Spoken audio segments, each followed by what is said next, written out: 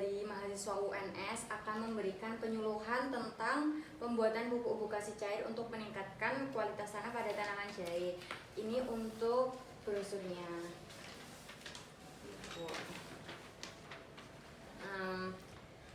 Saya mulai saja ibu-ibu untuk penyuluhannya.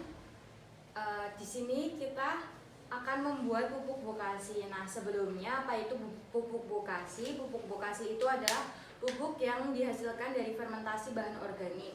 Nah, hal ini ditunjukkan agar akar tumbuhan itu dapat mudah menyerap kandungan pupuknya. Nah, tadi kan pupuk bokasi untuk meningkatkan kualitas tanah pada tanaman jahe. Kualitas tanah sendiri itu adalah indikatornya meliputi sifat fisik, kimia, dan biologi tanah. Nah, selain itu juga kualitas tanah juga diperhatikan dari jenis penggunaan lahannya. Di sini kita nanti akan menanam tanaman jahe. Nah, cara membuat pupuk bokasinya sendiri itu tuh sama dengan pupuk bokasi yang padat. Bahannya apa aja? Nanti ibu-ibu dapat menyiapkan susu, madu, telur, air kelapa muda, gula, dan EM4. Lalu bahan opsionalnya adalah air tajin. Ibu-ibu tahu air tajin kan? Tahu. Ya, air cucian beras. Terus ampas kelapa juga bisa, sayuran busuk, kotoran hewan, batang pisang, air kencing hewan piaraan, dedak, nasi, tepung beras, tepung gandum, bungkil. Jadi nanti semakin banyak yang ibu-ibu gunakan, maka kandungan manfaat pupuk cair ini akan semakin banyak. Nah, bahan-bahannya itu dapat terurai dengan cepat apabila melakukan penghalusan. Penghalusannya dengan cara gimana? Dengan cara di blender untuk menghaluskan bahan itu seperti bubur.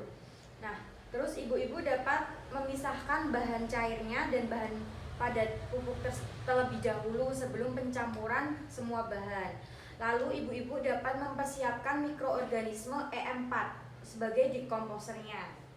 Terus mikroorganisme EM4 merupakan bakteri pengurai yang berfungsi untuk menguraikan bahan dasar pupuk cair organik tersebut. Lalu mendapatkan EM4 ini di mana? Di toko pertanian itu udah ada. Terus larutan EM4 terdapat kandungan bakteri asam laktat, ragi, dan bakteri fotosintesis.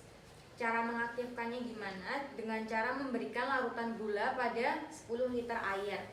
Nah, setelah itu, setelah mencampurkan larutan EM4 dengan dosis 200-500 cc, terus diaduk secara merata, lalu dibiarkan di tempat teduh selama 1-2 hari.